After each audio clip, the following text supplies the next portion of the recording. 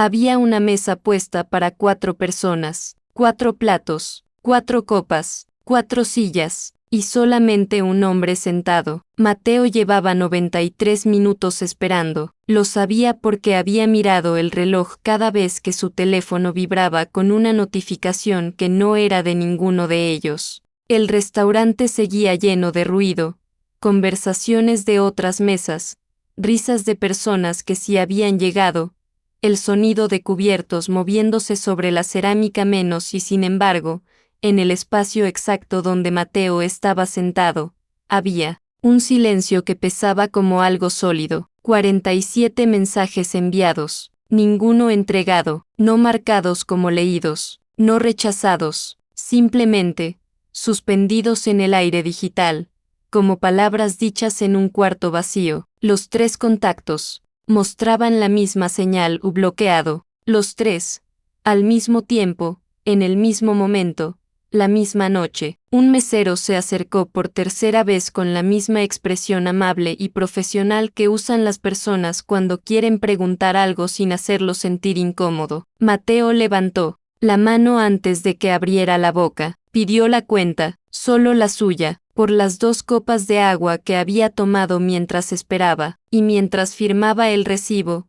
Algo extraño sucedió, no lloró, no sintió la presión caliente detrás de los ojos que conocía tan bien desde la infancia, no sintió el nudo en la garganta, ni el temblor en las manos, ni ninguna de las señales físicas que su cuerpo usaba para avisarle que algo lo estaba destruyendo por dentro. Sintió claridad, una claridad fría, limpia, casi quirúrgica, como cuando finalmente encuentras la palabra exacta para describir algo que llevas años sintiendo sin poder nombrarlo. Se levantó de la mesa, se acomodó el saco con calma, y antes de salir, miró las 3 sillas vacías durante unos segundos. No con rabia, no con lágrimas, con algo que era más parecido al reconocimiento, como si una parte de él hubiera sabido siempre que este momento iba a llegar, y hubiera estado esperando, con paciencia infinita, a que el resto de él también lo entendiera. Afuera,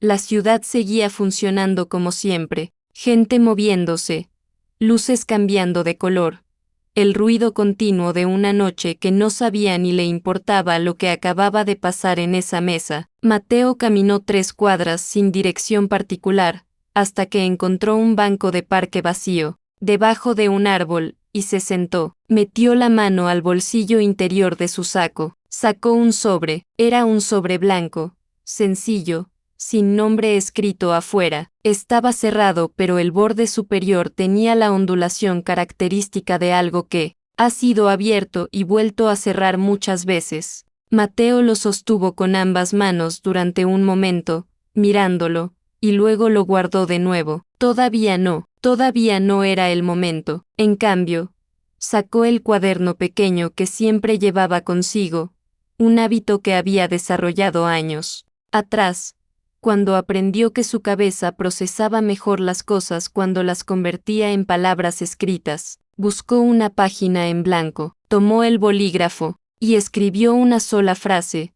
lentamente, con la letra ordenada y firme de alguien que no está temblando, de alguien que está completamente seguro de lo que está registrando. Dijeron siempre estamos, y desaparecieron primero. La leyó una vez, 2 veces. Cerró el cuaderno, y entonces sí, muy adentro, en algún lugar que no tenía nombre exacto, algo se rompió, no de manera dramática, no con un sollozo ni con el colapso visible que la gente imagina cuando alguien llega a su límite. Se rompió de la manera en que se rompen las cosas que han estado aguantando demasiado peso durante demasiado tiempo, con un crujido pequeño, casi silencioso, que solo escucha la persona que lo carga. Mateo respiró profundo, miró el cielo sobre los edificios, y pensó en algo que no podía quitarse de la mente, que la parte más extraña de todo esto no era el dolor,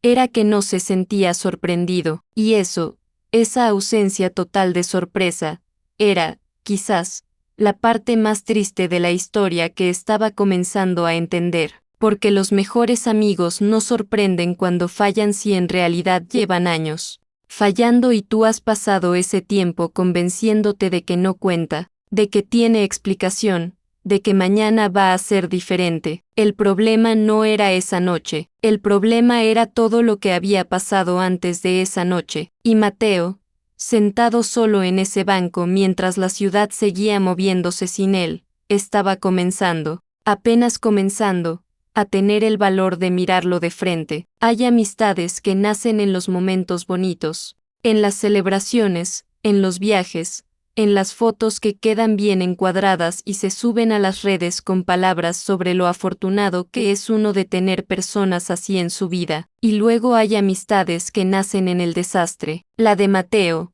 Rodrigo, Daniel y Carmen nació en el desastre. Era un martes de noviembre, a las 2 de la tarde, en el pasillo de una facultad universitaria que olía a café frío y a papel impreso. Los cuatro acababan de salir del mismo salón, del mismo examen, con la misma expresión, esa mezcla específica de agotamiento y vergüenza que solo se siente cuando sabes, con absoluta certeza, que acabas de reprobar algo importante, no porque no estudiaras, sino porque habías estudiado lo que no era.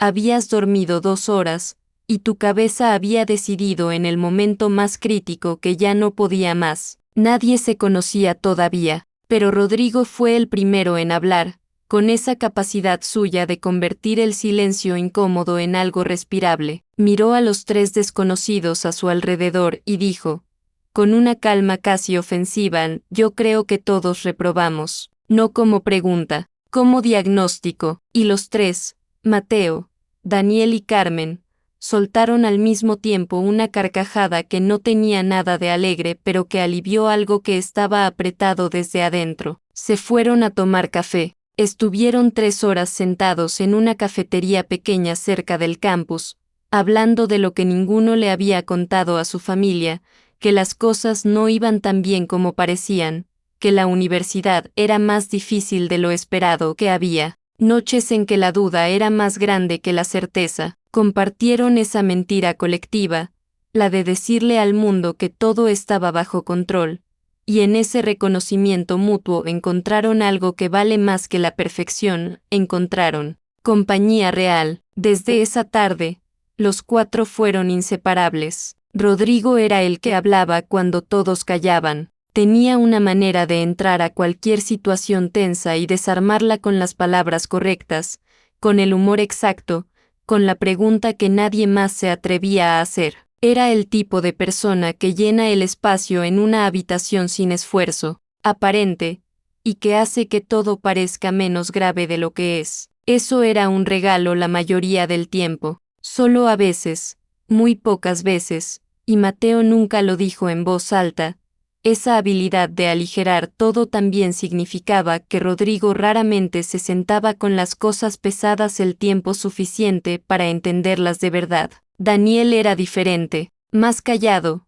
más concreto, más del tipo de persona que demuestra el cariño con acciones en lugar de palabras. Si alguien del grupo tenía un problema, Daniel aparecía con comida. Si alguien estaba enfermo, Daniel conseguía los medicamentos. Si alguien necesitaba que le ayudaran a cargar muebles un sábado a las 8 de la mañana, Daniel llegaba puntual con café para los 2. Ese lenguaje del cuidado físico, del estar presente de manera tangible, era genuino en él. Era su manera de amar, y era hermosa, dentro de sus límites. Carmen era la voz de la verdad, la única del grupo capaz de decirte lo que no querías escuchar con suficiente ternura para que no doliera como un golpe sino como una medicina. Tenía una inteligencia emocional poco común, una capacidad de ver lo que otros ocultaban incluso cuando ellos mismos no lo sabían. El grupo la necesitaba de esa manera, la admiraban por eso, y ella lo sabía,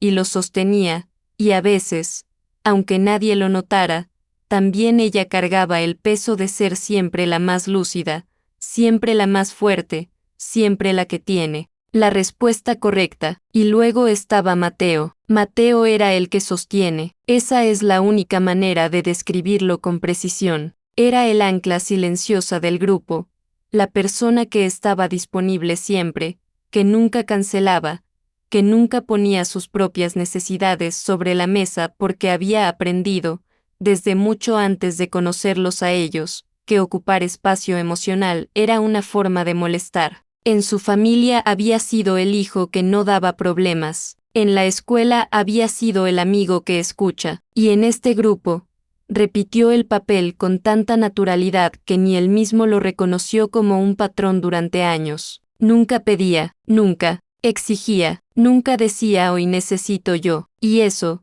que parecía una virtud, era en realidad una forma muy sofisticada y muy solitaria de desaparecer. Los años que siguieron estuvieron llenos de momentos que los cuatro recordarían siempre como prueba de que lo suyo era real. La boda de Rodrigo, donde Mateo fue el padrino y organizó todo con meses de anticipación. La crisis laboral de Daniel, cuando perdió su empleo y estuvo 3 semanas sin poder levantarse de la cama, y Mateo lo llamaba cada noche sin falta. El duelo de Carmen cuando perdió a su padre, y Mateo fue el único que llegó al velorio sin que ella tuviera que pedírselo, porque simplemente lo sabía, porque siempre sabía. Esos momentos eran reales. El amor era real, nadie estaba fingiendo. Pero hay una pregunta que Mateo nunca se hizo en todos esos años, y que ahora, sentado en ese banco de parque con el sobre en el bolsillo,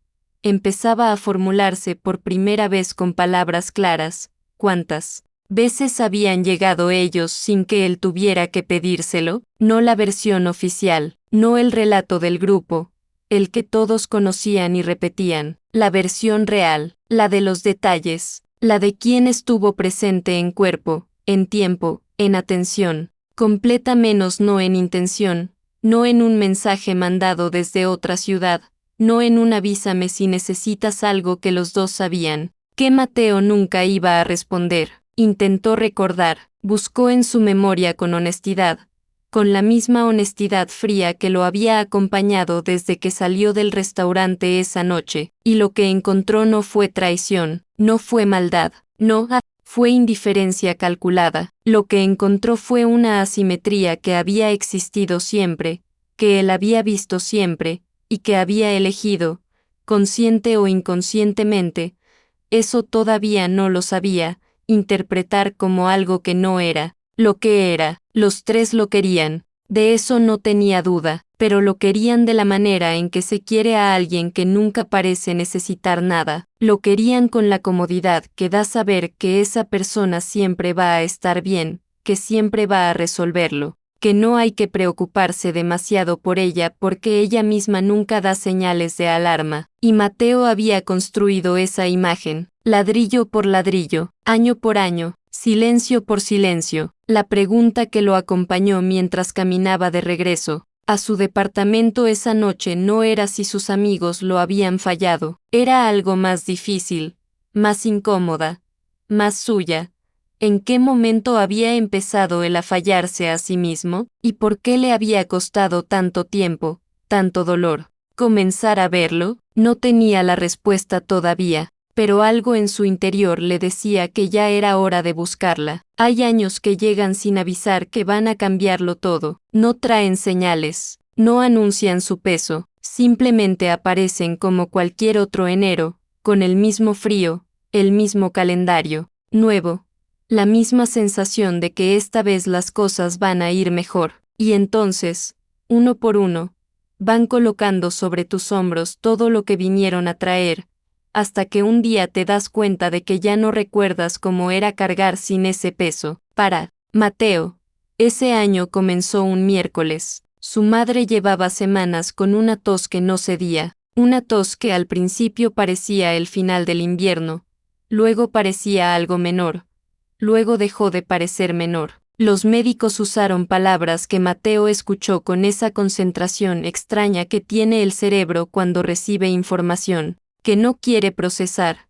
Palabras técnicas, porcentajes, opciones de tratamiento. Salió del consultorio, llegó al estacionamiento, se sentó en su coche, y estuvo 10 minutos mirando el volante sin moverse. 3 días después, lo llamaron de su trabajo. La empresa estaba reestructurando. Su posición había sido eliminada. Le agradecían sus años de servicio. Había un paquete de compensación. Le deseaban mucho éxito. Mateo colgó el teléfono, terminó el café que tenía en la mano, y abrió su computadora para actualizar su currículum, porque así era él. Así había aprendido a funcionar. Sentir después. Resolver primero. 2 semanas más tarde. Andrea menos 5 años juntos. 5 años construyendo algo que Mateo creía sólido. Le dijo que necesitaban hablar. Le dijo que lo quería. Le dijo que siempre lo iba a querer. Le dijo que llevaba meses sintiéndose sola aunque estuviera con él, y que eso no era culpa de nadie, pero que ya no podía continuar. Mateo no discutió, no suplicó, la escuchó hasta el final. La abrazó durante un momento que duró lo que duran las despedidas reales, y cuando cerró la puerta de su departamento, se quedó de pie en el centro de la sala, en silencio, rodeado de los pequeños objetos cotidianos que todavía tenían la forma de una vida compartida. Entonces hizo algo que nunca había hecho, abrió el chat del grupo, y escribió sin pensarlo demasiado, sin construir las palabras con cuidado, sin medir el tono ni suavizar el mensaje para que nadie se sintiera incómodo. Escribió como escribe alguien que ya no tiene energía para proteger a los demás de su propia verdad. Necesito que estén, de verdad, no de manera virtual. Necesito que estén. Las respuestas llegaron en menos de 5 minutos. Rodrigo fue el primero. Aquí estamos, hermano. Lo que necesites. Daniel, somos familia. Cuenta con nosotros. Carmen. Me avisas si voy. No lo dudes. Mateo leyó los 3 mensajes, respiró, y por primera vez en semanas, sintió algo parecido al alivio, porque a veces lo único que necesita una persona que está hundiéndose es saber que hay alguien dispuesto a extender la mano. El problema es cuando la mano nunca llega. Rodrigo propuso verse el fin de semana siguiente. El viernes en la noche escribió que había surgido algo en el trabajo, que la próxima semana sin falta. La próxima semana propuso el jueves. El miércoles canceló por mensaje de voz, con esa calidez en la voz que tienen las personas cuando cancelan pero quieren que sepas que de verdad lo sienten. Mateo respondió que no había problema, porque así respondía siempre. Daniel apareció un sábado por la tarde, sin avisar, con una bolsa de comida y esa energía suya de persona que genuinamente quiere estar. Se sentaron, hablaron. Mateo comenzó a contar,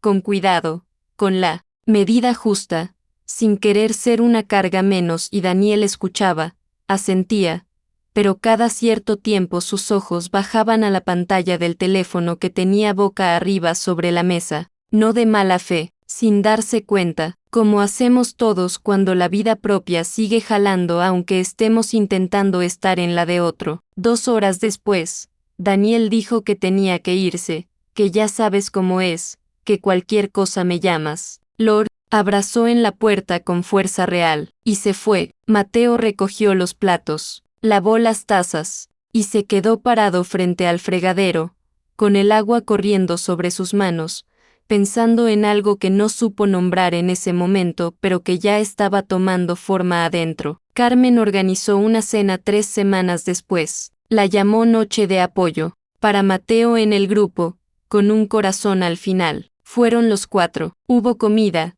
hubo vino, hubo conversación, y en algún punto de la noche, Mateo no supo identificar exactamente cuándo, dejó de ser una cena de apoyo y se convirtió en una cena normal, con los temas de siempre, los chistes de siempre, las historias de los demás ocupando todo el espacio disponible. Rodrigo habló de sus problemas con su jefe. Daniel habló de una inversión que estaba considerando. Carmen habló de una situación complicada con su hermana, y Mateo escuchó, opinó, estuvo presente para todos. Como siempre, nadie le preguntó cómo iba con los médicos de su madre. Nadie preguntó si había avanzado en la búsqueda de trabajo. Nadie mencionó a Andrea, no porque no les importara. Mateo lo entendería mucho después, sino porque él nunca había entrenado a las personas que lo querían a preguntarle. Siempre respondía antes de que preguntaran. Siempre decía bien antes de que alguien tuviera que preocuparse. Les había enseñado,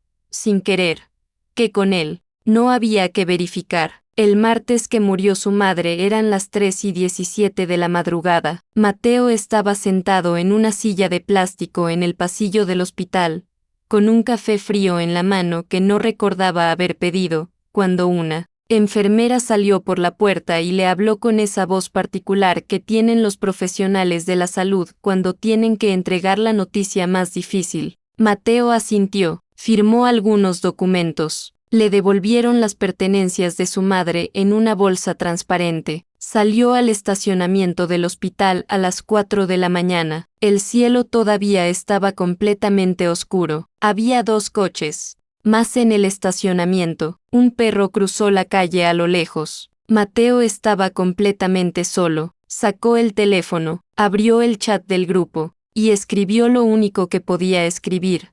Porque no había palabras para nada más, se fue. Luego apagó la pantalla, se sentó en su coche, y esperó a que amaneciera porque no tenía a dónde ir y no quería llegar solo a un departamento vacío en medio de la noche. Los 3 respondieron al día siguiente, pasadas las 10 de la mañana, con palabras que eran reales y sentidas y completamente insuficientes, con emojis de corazón que nadie sabía cómo reemplazar cuando no hay palabras a la altura. Mateo leyó cada mensaje, y no respondió ninguno, no por rencor. Todavía no era rencor, era algo más parecido a un inventario silencioso que había comenzado a hacerse sin haberlo decidido conscientemente, una revisión lenta y meticulosa de la memoria, como cuando abres una caja que llevas tiempo sin revisar, y empiezas a sacar cosas una por una, mirando cada objeto con ojos nuevos, preguntándote cómo no habías notado antes lo que ahora es imposible no ver. Mateo comenzó a recordar, no los momentos grandes, los pequeños, las fechas exactas en que cada uno de ellos había necesitado algo, y él había estado ahí, con presencia real, con tiempo real, con la clase de atención que no se divide. Recordó el nombre del hospital donde había llevado a la madre de Rodrigo 3 años atrás. Recordó lo que Daniel había pedido de comer la noche que lo llamó llorando por su relación. Recordó el color del abrigo que Carmen llevaba el día que la acompañó a una cita médica que le daba miedo ir sola. Los recordaba a todos. Y entonces se hizo la pregunta que no había querido hacerse en 8 años. ¿Cuántos de esos detalles recordaban ellos de él? No era una pregunta hecha con la intención de encontrar culpables. Era una pregunta que llegó sola, con la misma neutralidad incómoda de las matemáticas. 2 más 2. Sin importar cuánto quieras que el resultado sea diferente, la respuesta flotó en el silencio de su departamento vacío, y Mateo entendió que lo que estaba sintiendo no era solo el dolor de perder a su madre, ni el cansancio de haber perdido el trabajo, ni la tristeza por el fin de una relación. Era algo más antiguo, algo que había estado creciendo muy despacio, en el lugar donde guardamos las cosas que no queremos ver, durante más tiempo del que estaba dispuesto a admitir. Esa noche, Mateo abrió el cajón de su escritorio, sacó un sobre blanco, y comenzó a leer. El sobre no tenía nombre escrito afuera, no lo necesitaba. Mateo sabía exactamente lo que contenía porque lo había llenado él mismo, carta por carta, año por año, durante 8 años de una vida que en la superficie parecía ordenada y en el interior había estado teniendo una conversación larga y silenciosa consigo mismo. Lo abrió con cuidado, aunque los bordes ya estaban gastados de tantas veces que había hecho exactamente lo mismo. Abrirlo, asomarse, volver a cerrarlo porque todavía no estaba listo. Esta vez lo abrió hasta el final, sacó las hojas, las puso sobre la mesa con la misma calma con la que un médico coloca los resultados de un examen que ya sabe cómo va a leer. 8 cartas, una por año, escritas con su letra, en distintos momentos, con distintas versiones de su propio dolor. La primera era del año en que el grupo se formó. Tenía 26 años cuando la escribió y se notaba, en la forma de las palabras, en cómo intentaba justificar todo, en cómo pedía disculpas dentro de su propio texto privado, como si incluso en el único lugar donde nadie lo iba a leer, todavía sintiera que no tenía derecho a quejarse. Hablaba de una noche en que había tenido una crisis de ansiedad solo en su apartamento, la primera grande, la que lo dejó sin aire durante 20 minutos en el suelo del baño, y de cómo al día siguiente, cuando el grupo se reunió, él había dicho que estaba bien, que había dormido mal, que nada importante. La segunda carta era más directa, menos disculpas, más observación. Describía el cumpleaños de Rodrigo que Mateo había organizado durante 3 semanas, los detalles que había coordinado, el dinero que había adelantado de su propio bolsillo para que todo saliera perfectamente, y luego, al final de la carta, una sola línea que lo resumía todo: mi cumpleaños fue el mes pasado, me escribieron a las 11 de la noche, ninguno preguntó cómo quería celebrarlo, no había rabia en esa línea. Solo el registro frío de alguien que está comenzando a llevar la cuenta sin querer llevarla. Mateo leyó carta por carta sin detenerse, y con cada página, fue sucediendo algo que no esperaba, no se fue llenando de dolor hacia los demás. Se fue llenando de una comprensión extraña y difícil hacia sí mismo, porque lo que estaban describiendo esas cartas no era la historia de 3 amigos que lo habían fallado. Era la historia de un hombre que había construido, con sus propias manos, una dinámica donde ser invisible era la única forma que conocía de sentirse seguro. Cada vez que había dicho que estaba bien cuando no lo estaba, había puesto un ladrillo. Cada vez que había resuelto el problema de alguien más antes de mencionar el suyo, había puesto otro. Cada vez que había respondido no te preocupes antes de que alguien tuviera tiempo de preocuparse, había construido otro tramo de ese muro, y después, desde adentro del muro, había esperado que alguien lo derribara sin saber que existía. Los había entrenado, sin querer, sin conciencia, sin malicia, los había entrenado perfectamente a no preguntar, porque la respuesta siempre llegaba antes de que la pregunta se formara, porque con Mateo no había que verificar, porque Mateo siempre estaba bien. Mateo siempre podía, Mateo siempre tenía espacio para los demás, y ellos le habían creído. Eso era lo que las cartas decían entre líneas, que Rodrigo, Daniel y Carmen no eran personas crueles que habían decidido ignorar su dolor, eran personas normales, con sus propias cargas y sus propias distracciones, que habían recibido durante 8 años la misma señal consistente: Mateo está bien, y habían respondido a esa señal de la única manera lógica. Nadie adivina lo que no se dice, nadie derriba un muro que no sabe que existe. Mateo dejó las cartas sobre la mesa y se recostó en el respaldo de la silla, mirando el techo. Sintió algo que no supo nombrar de inmediato. No era alivio exactamente, no era perdón, era algo más, parecido a lo que sientes cuando llevas años culpando al clima por estar mojado y de repente alguien te señala el paraguas cerrado que traes en la mano, una verdad que libera y duele al mismo tiempo, que abre y cierra en el mismo movimiento, porque entender que el problema no era solo de ellos no borraba el dolor real de haber estado solo en ese hospital a las 3 de la madrugada, no borraba los mensajes no entregados de la noche del restaurante,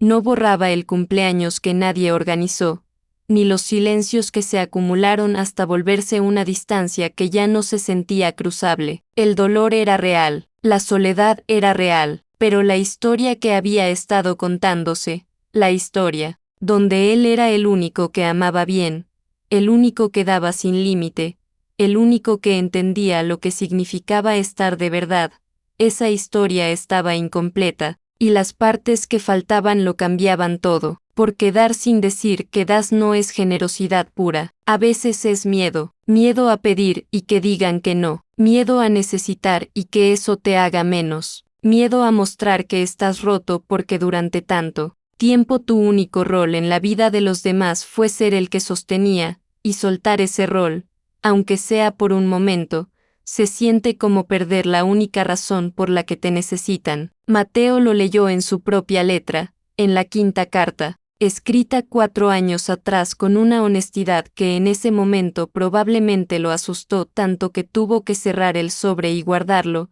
Creo que tengo miedo de que si dejo de ser útil, dejen de quererme. Y eso dice algo de mí que no sé, si estoy listo para mirar. Lo leyó 3 veces. Luego bajó la hoja despacio y se quedó en silencio durante un tiempo que no midió. Afuera, la ciudad seguía con su ruido habitual. Coches, voces lejanas, el sonido de una vida colectiva que continúa indiferente a los momentos en que una persona se sienta sola en una habitación y finalmente, se dice a sí misma una verdad que llevaba años esperando ser dicha. Mateo recogió todas las cartas, las ordenó por año, las volvió a meter en el sobre, pero esta vez, antes de cerrar el sobre, separó 3 de ellas, una con el nombre de Rodrigo escrito al margen, una con el nombre de Daniel, una con el nombre de Carmen. No, eran las cartas más duras, no eran las que describían los momentos de mayor dolor.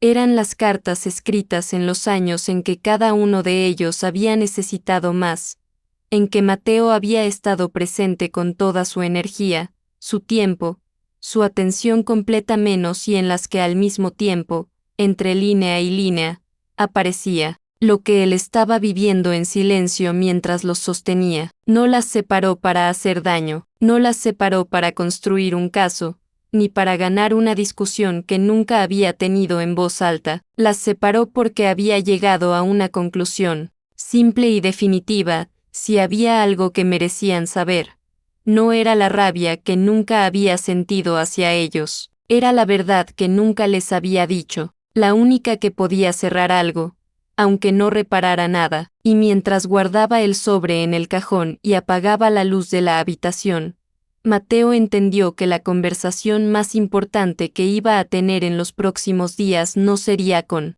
ninguno de ellos. Sería con la versión de sí mismo que había aprendido, desde muy joven, que necesitar era un lujo que él no podía permitirse. Esa conversación estaba apenas comenzando. Hay una diferencia entre soltar y abandonar. Mateo tardó meses en entenderla. Durante mucho tiempo las confundió, como las confunde casi todo el mundo, porque desde afuera se parecen demasiado. Las dos implican alejarse, las dos implican dejar algo atrás, pero una nace del agotamiento y la otra nace de la claridad. Y esa diferencia, aunque invisible para quien la observa desde fuera, lo cambia todo para quien la vive desde adentro. Envió las 3 cartas un lunes por la mañana, sin mensaje previo, sin explicación adjunta, sin el párrafo introductorio que había redactado y borrado 4 veces la noche anterior, porque cada versión sonaba a algo que no quería sonar, ni a acusación, ni a despedida dramática, ni a la clase de gesto, que busca una reacción particular. Solo las cartas, una para cada uno, con su nombre escrito al margen con la misma letra tranquila con la que Mateo había escrito siempre las cosas importantes. Luego apagó las notificaciones, no porque quisiera castigar a nadie con el silencio, sino porque sabía que si dejaba el teléfono activo, pasaría las horas siguientes esperando respuestas y construyendo interpretaciones sobre cada minuto que tardaban, y ya había gastado demasiada energía de su vida en ese ejercicio. Esta vez no, esta vez iba a dejar que las cosas llegaran solas, si es que llegaban, cuando estuvieran listas. Esa tarde fue al gimnasio por primera vez en casi un año, no porque hubiera tomado una decisión heroica de reconstruirse, sino porque necesitaba estar en un lugar donde el cuerpo tuviera algo concreto que hacer mientras la cabeza procesaba todo lo que no tenía forma física. Caminó 40 minutos en la cinta sin música, mirando el muro frente a él, y cuando terminó sintió algo modesto y real, no transformación, no epifanía, solo el cansancio limpio de haber movido el cuerpo, que es una de las pocas sensaciones que no miente. Rodrigo respondió esa misma noche, un mensaje largo, más largo de lo que Mateo esperaba, escrito con la torpeza honesta de alguien que está tratando de decir algo importante sin saber exactamente cómo. Decía que había leído la carta 3 veces, que no sabía que Mateo había estado cargando todo eso, que lo sentía, que quería hablar, que por favor lo llamara. Daniel escribió 2 días después, más corto, más directo, a su manera. Decía que la carta lo había golpeado fuerte, que había estado pensando, que no tenía excusas pero sí tenía muchas ganas de escucharlo si Mateo alguna vez quería hablar. Carmen tardó una semana, y cuando escribió, lo hizo de una manera que Mateo no esperaba, no se defendió, no explicó, no ofreció contexto, solo dijo que había leído la carta y que había llorado, que no sabía que alguien podía estar tan presente para todos y tan solo al mismo tiempo, y que lo sentía, con esa clase de lo siento que no pide nada a cambio. Mateo leyó los 3 mensajes, y no respondió ninguno, no todavía, quizás nunca, en la forma en que ellos esperaban, porque había algo que había entendido en esas semanas de silencio y que necesitaba proteger, que el cierre que buscaba no podía venir de una conversación con ellos, tenía que venir de una conversación consigo mismo, y esa conversación todavía estaba en sus primeras páginas. Fue su médico de cabecera quien le sugirió hablar con alguien, lo dijo de pasada, casi como nota al margen de una consulta de rutina, y Mateo asintió con la misma educación automática con la que siempre respondía a las sugerencias que no pensaba seguir. Pero esa noche, solo en su departamento, buscó el número, y al día siguiente llamó. La primera sesión con la terapeuta fue incómoda de una manera que Mateo no anticipaba, no porque la mujer fuera difícil o el espacio fuera frío, sino porque ella le hizo una pregunta muy simple en los primeros 15 minutos. ¿Qué necesitas tú, Mateo? No qué necesitan los demás de ti, sino tú.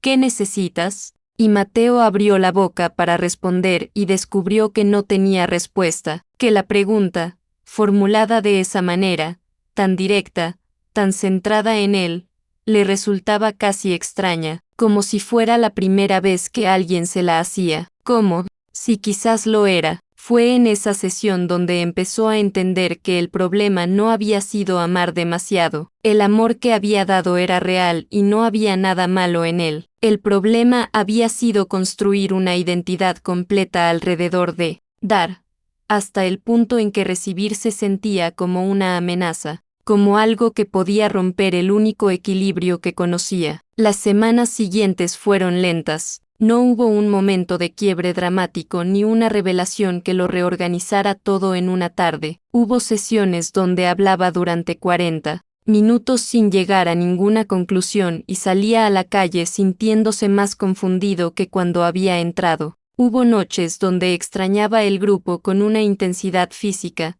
casi como hambre, y se preguntaba si había cometido un error al alejarse. Hubo mañanas donde se despertaba y durante los primeros segundos, antes de que la memoria activara todo, lo demás, se sentía completamente en paz y luego llegaba el recuerdo y tenía que volver a procesar todo desde el principio. Pero también hubo otras cosas. Hubo una tarde en que su terapeuta le pidió que describiera un momento en que hubiera pedido ayuda y la hubiera recibido de verdad. Y Mateo pensó durante varios minutos en silencio, y luego recordó a un compañero de trabajo de hace años, alguien que no era parte de su círculo íntimo, alguien que nunca usaría la palabra amistad para describirlos, que una vez lo había visto mal cara y le había dicho, sin adornos, «Oye, ¿estás bien?» Y Mateo, sorprendido por la pregunta directa de alguien que no esperaba la respuesta automática, había dicho que no, y ese hombre había dicho cuéntame por y se habían quedado sentados en la cafetería de la empresa durante 1 hora, hablando. Solo eso, pero real. Mateo lo recordó y sintió algo moverse en el pecho. Su terapeuta lo miró y dijo, eso es lo que es posible cuando no llegas a las conversaciones ya con la respuesta preparada. Hubo también una llamada de su hermana, que vivía en otra ciudad y con quien hablaba poco, no por distancia emocional, sino por la misma inercia de las distancias físicas que se van convirtiendo en hábito. Lo llamó sin razón particular un domingo, solo para saber cómo estaba, y Mateo, por primera vez en mucho tiempo, dijo la verdad. Dijo que había sido un año muy difícil, dijo que había perdido a mamá y que todavía no sabía bien cómo procesar eso, dijo que estaba aprendiendo cosas sobre sí mismo que no eran cómodas pero que sentía que eran necesarias. Su hermana escuchó todo sin interrumpir, y al final dijo, gracias por decirme la verdad. Siempre me preguntaba por qué sentía que no te conocía del todo. Esa frase se quedó con Mateo durante días. Siempre me preguntaba por qué sentía que no te conocía del todo. No era un reproche, era el reflejo exacto de lo que las cartas habían dicho. De otra manera, que cuando una persona decide volverse invisible para protegerse, las personas que la rodean también pierden algo. No solo el que carga en silencio sufre la soledad, también la sufren, de otra forma, los que nunca pudieron llegar de verdad porque nunca les abrieron la puerta. 6 meses después de aquella noche en el restaurante, Mateo volvió a ese mismo barrio, no al mismo lugar, a una cafetería pequeña a 2 cuadras, con mesas de madera y música baja que no interrumpía. Llegó 10 minutos antes y pidió un café. Se sentó frente a la puerta. Estaba esperando a alguien. No era Rodrigo, no, era Daniel, no era Carmen. Era una persona que había conocido en un taller de escritura al que había empezado a ir los miércoles, más por recomendación de su terapeuta que por convicción propia, y que resultó ser alguien con quien la conversación fluía de una manera que Mateo no recordaba haber sentido en mucho tiempo, sin roles asignados, sin dinámicas heredadas, sin el peso de 8 años de historia que a veces ayuda y a veces impide. Alguien que no lo conocía como el que siempre estaba bien. Mientras esperaba, el teléfono vibró. Era Rodrigo. Mateo miró la pantalla durante unos segundos. El nombre, el número, la foto de perfil que no había cambiado en años. Pensó en todo lo que había dentro de ese contacto, las memorias reales, la historia compartida, el afecto que nunca había sido falso aunque sí hubiera sido insuficiente. Pensó en las cartas, pensó en el hospital a las 3 de la mañana, pensó en la cafetería con el compañero de trabajo, pensó en su hermana diciendo que nunca había sentido que lo conocía del todo, y dejó vibrar el teléfono hasta que paró, no con odio, sin odio, con algo que era más parecido a la misma claridad fría de aquella noche en el restaurante, pero diferente en una cosa fundamental. Aquella noche la claridad venía del agotamiento, esta venía de algo que estaba construyendo despacio, con dificultad, sin garantías, pero con una dirección que por primera vez en mucho tiempo sentía propia. La puerta de la cafetería se abrió, Mateo levantó la mano para que lo vieran, y sonrió.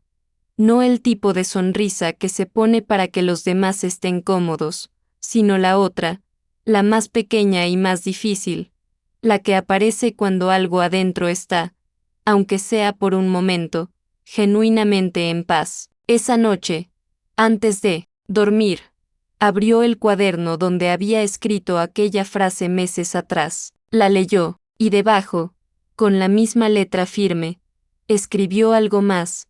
Dijeron siempre estamos, y desaparecieron primero, pero yo también desaparecí, de mí mismo, y eso fue lo primero que tuve que encontrar. Cerró el cuaderno, apagó la luz, y por primera vez en mucho tiempo, el silencio de la habitación no se sintió como algo que cargar, se sintió, simplemente, como silencio.